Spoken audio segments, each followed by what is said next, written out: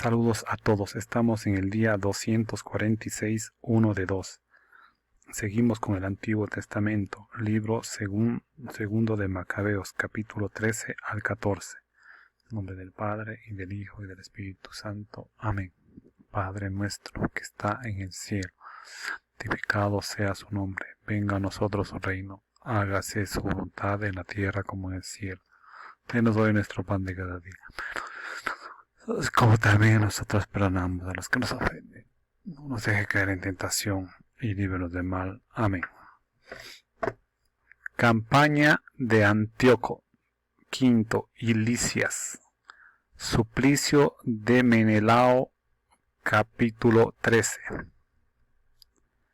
El año 149, los hombres de Judas se enteraron de que Antíoco Eupator marchaba sobre Judea con numerosas tropas, y que con él venía Lisias, su tutor y encargado de los negocios, cada uno con un ejército griego de 110.000 infantes, 5.300 jinetes, 22 elefantes y 300 carros armados de hoces. También Menelao se unió a ellos e incitaba muy taimadamente a Antíoco, no por salvar a su patria, sino con la idea de establecerse en el poder. Pero el Rey de Reyes excitó la cólera de Antíoco contra aquel malvado. Lisias demostró al rey que aquel hombre era el causante de todos los males, y Antíoco ordenó conducirlo a Berea y darle allí muerte, según las costumbres del lugar. Hay en aquel lugar una torre de 50 codos, llena de ceniza, prevista de un dispositivo giratorio, en pendiente por todos los lados hacia la ceniza. Al reo de robo, sacrílego o al que ha perpetrado algún otro crimen horrendo, lo suben allí y lo precipitan para su perdición. Y con tal suplicio murió aquel inicuo Menelao, que ni siquiera tuvo la suerte de encontrar la tierra que lo recibiera. Y muy justamente fue así, pues después de haber cometido muchos pecados contra el altar, cuyo fuego y ceniza eran sagrados, en la ceniza encontró la muerte. Plegarias y éxito de los judíos junto a Modín. Marchaba pues el rey, embargado de bárbaros sentimientos, dispuesto a mostrar a los judíos peores cosas que las sucedidas en tiempo de su padre. Judas, al saberlo, mandó a la tropa que invocara al Señor día y noche, para que también en esta ocasión, como en otras, viniera en ayuda de los que estaban a punto de ser privados de la ley, de la patria y del templo sagrado, del templo santo, y no permitiera que aquel pueblo, que todavía hacía poco había recobrado el ánimo, cayera en manos de paganos de mala fama. Una vez que todos juntos cumplieron la orden y suplicaron al Señor misericordioso con lamentación y ayunos y postraciones durante 3 días seguidos, Judas los animó y les mandó que estuvieran preparados. Después de reunirse en privado con los ancianos, decidió, antes que el ejército del rey entrara en Judea y se hiciera dueño de la ciudad, salieran los suyos para resolver la situación con el auxilio de Dios. Judas, dejando la decisión al Creador del mundo, animó a sus hombres a combatir heroicamente hasta la muerte por la causa de las leyes, el templo, la ciudad, la patria y las instituciones, y acampó en las cercanías de Modín. Dio a los suyos como consigna victoria de Dios y atacó de noche con los más escogidos de los jóvenes la tienda del rey, mató en el campamento a unos 2.000 hombres y los suyos hirieron al mayor de los elefantes junto con su conductor. Llenaron finalmente el campamento de terror y confusión y se retiraron victoriosos. Cuando el día despuntaba, todo ello sucedió gracias a la protección que el Señor había brindado a Judas. Antíoco V pacta con los judíos.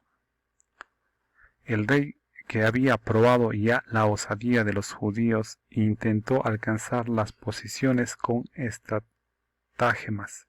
Se aproximó a Bet-Sur, plaza fuerte de los judíos, pero fue rechazado, derrotado y vencido. Judas hizo llegar a los de dentro lo que necesitaban, pero Rodocó, uno del ejército judío, revelaba los secretos a los enemigos. Fue buscado, capturado y ejecutado. El rey parlamentó por segunda vez con los de Bet-Sur, dio y tomó la mano y luego se retiró. Atacó a las tropas de Judas y fue vencido. Supo entonces que Filipo, a quien había dejado en Antioquía al frente de los negocios, se había sublevado. Consternado, llamó a los judíos, se avinó a sus deseos y prestó juramento sobre todas las condiciones justas. Se reconcilió y ofreció un sacrificio, honró al santuario y se mostró generoso en el lugar santo. Prestó buena acogida a Macabeo y dejó a Hegemónides como estratega desde Ptolemaida hasta la región de los Gerraínos. Salió hacia Ptolemaida, pero los habitantes de la ciudad estaban muy disgustados por ese tratado. Estaban en verdad indignados por los acuerdos que ellos querían abolir. Lisias subió entonces a la tribuna e hizo la mejor defensa que pudo. Los convenció y calmó, y los dispuso a la benevolencia. Luego partió hacia Antioquía. Así sucedió con la expedición y la retirada del rey. Parte séptima. Lucha contra Nicanor, general de Demetrio I, el día de Nicanor. Intervención del sumo sacerdote Alcimo. Capítulo 14.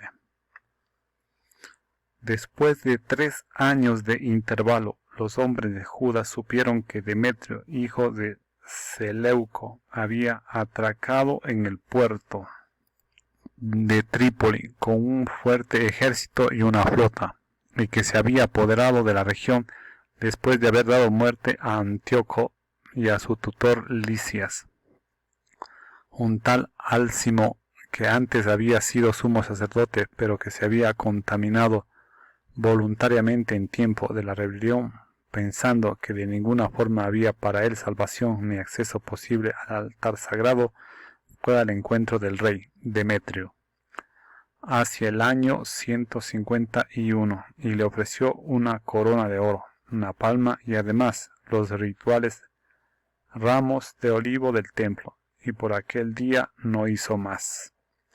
Pero encontró una ocasión propicia para su demencia, al ser llamado por Demetrio a consejo,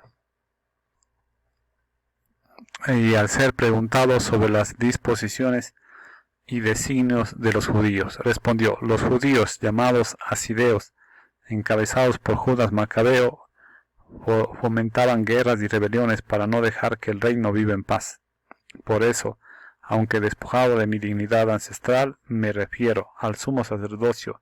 He venido aquí, en primer lugar, con verdadera preocupación por los intereses del rey, y en segundo lugar, con la mirada puesta en mis propios compatriotas, pues por la locura de los hombres que he mencionado, toda nuestra raza padece no pocos males.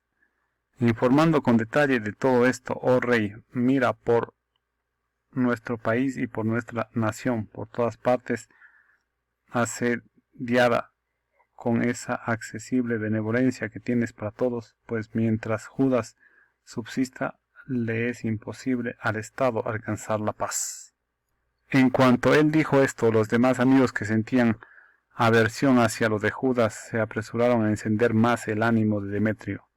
Designó inmediatamente a Nicanor, que había llegado a ser jefe de los elefantes, lo nombró estratega de Judea y lo envió con órdenes de hacer morir a Judas, dispersar a todos sus hombres y establecer a Alcimo como sumo sacerdote del más grande de los templos. Los paganos de Judea, fugitivos de Judas, se unieron en masa a Nicanor, imaginándose que las desgracias y reversas de los judíos serían sus próximos éxitos. Nicanor entabla amistad con Judas. Al tener noticia de la expedición de Nicanor y del asalto de los paganos, esparcieron sobre sí polvo e imploraron a aquel que por siempre había establecido a su pueblo y que siempre protegía a su propia heredad con sus manifestaciones. Por orden de su jefe salieron inmediatamente de allí y trabaron lucha con ellos junto al pueblo de Esaú. Simón, hermano de Judas, había entablado combate con Nicanor, pero a causa de la repentina llegada de los enemigos sufrió un ligero revés. Con todo Nicanor, al tener noticia de la bravura de los hombres de Judas y del valor con que combatían por su patria, temía resolver la situación por la sangre. Por este motivo envió a Posidonio, Teodoto y Matatías para concertar la paz. Después de maduro examen de las condiciones, el jefe se las comunicó a las tropas y ante el parecer unánime aceptaron el tratado. Fijaron la fecha en que se reunirían los jefes en privado. Se adelantó un vehículo de cada lado y prepararon asientos. Judas dispuso en lugares estratégicos hombres armados, preparados por si se producía alguna repentina traición por parte enemiga. Tuvieron la entrevista un buen acuerdo. Nicanor pasó algún tiempo en Jerusalén sin hacer nada inoportuno y despidió a las turbas que se le habían reunido en masa. Siempre tenía a Judas consigo. Sentía una cordial inclinación hacia este hombre. Le aconsejó que se casara y tuviera descendencia. Judas se casó, vivió con tranquilidad y disfrutó de la vida. Álcimo reanuda las hostilidades y Nicanor amenaza al templo. Álcimo, al ver la recíproca comprensión, se hizo con una copia del acuerdo concluido y se fue donde Demetrio. Le decía que Nicanor tenía sentimientos contrarios a los intereses del Estado, pues había designado como sucesor suyo a Judas, el conspirador contra el reino. Fuera de sí el rey, excitado por las calumnias de aquel maligno, escribió a Nicanor, comunicándole que estaba disgustado con el acuerdo y ordenándole que inmediatamente mandara encadenado a Macabeo a Antioquía. Cuando Nicanor recibió la comunicación quedó consternado, pues le desagradaba mucho tener que anular lo convenido, sin que hubiera cometido aquel hombre injusticia alguna. Pero como no era posible oponerse al rey, aguardaba la oportunidad de ejecutar la orden con alguna estratagema. Cuando Macabeo, por su parte, notó que Nicanor se portaba más secamente que él y que lo trataba con más frialdad en sus habituales relaciones, pensó que tal sequedad no procedía de las mejores disposiciones. Reunió a muchos de los suyos y procuró ocultarse de Nicanor. Este otro, al darse cuenta de lo que aquel hombre lo había vencido con nobleza, se presentó en el más grande y santo templo en el momento en que los sacerdotes ofrecían los sacrificios rituales y les exigió que le entregaran a aquel hombre. Aseguraron ellos con juramento que no sabían dónde estaba el hombre que buscaba. Entonces él, extendiendo la diestra hacia el santuario, hizo este juramento: si no me entregan encadenado a Judas, arrasaré este recinto sagrado de Dios, destruiré el altar y levantaré aquí mismo un espléndido templo a Dioniso. Y dicho esto se fue. Los sacerdotes, con las manos tendidas al cielo, invocaron a aquel que sin cesar había combatido en favor de nuestra nación, diciendo: tú, Señor, que nada necesitas, te has complacido en que el santuario de tu morada se halle entre nosotros. También ahora, Señor, santo de toda santidad, preserva siempre limpia de profanación esta casa recién purificada.